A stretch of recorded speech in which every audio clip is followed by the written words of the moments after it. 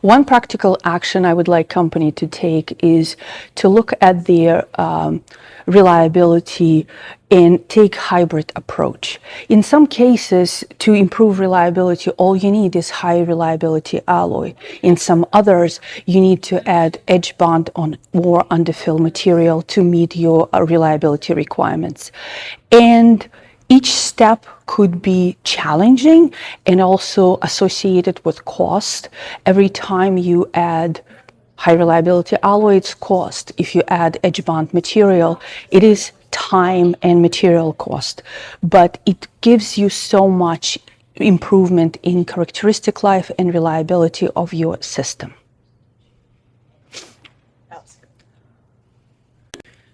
One of the risks which we assess you might come across when you start moving to edge bond and underfill material is electrochemical reliability.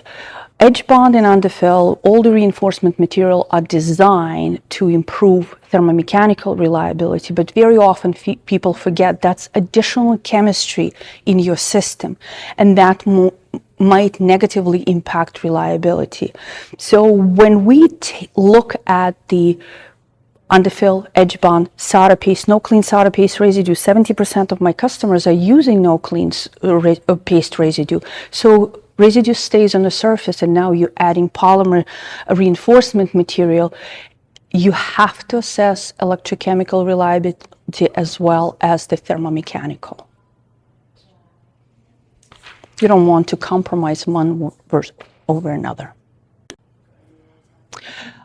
We always look at the chip level packages reliability improvement and system level.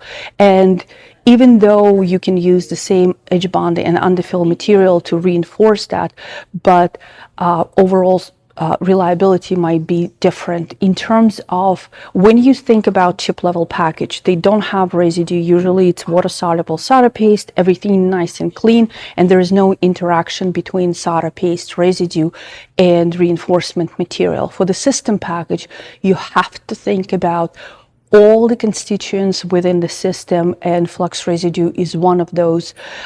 Typically, people are using no clean solder paste, and that residue might interact with a reinforcement material and can cause potentially electrochemical reliability failures. In both chip level and package level reliability, you can achieve great improvement using reinforcement material. But sometimes we forget that in chip level, you use water-soluble solder paste, there's no flux residue, it's nice and clean, and you don't have any interaction. In a package system reliability, now you have no clean solder paste residue. It might interact with your reinforcement material, and while you're gaining a lot of reliability in thermomechanical and mechanical, you might compromise electrochemical. So that's the area where those two differ much. One practical action companies should take when they're assessing their reliability, look at the way they can improve it, either by using high reliability alloy, and then if you don't achieve the right level of reliability, add edge bond material. If that is not sufficient and doesn't meet the industry requirement, then you can add underfill material, depending on your board design, depending on your system design component you selected. You might pick and choose what material to use. But also it comes with the trade-offs. Every time you add high reliability alloy, it's a cost. When you're adding edge bond material, it's a cost, it's material. And with underfill, it's a processing time much longer, but that typically gives you much better reliability compared to other systems. So taking that hybrid approach, having high reliability alloy and reinforcement material will pay dividends in your reliability.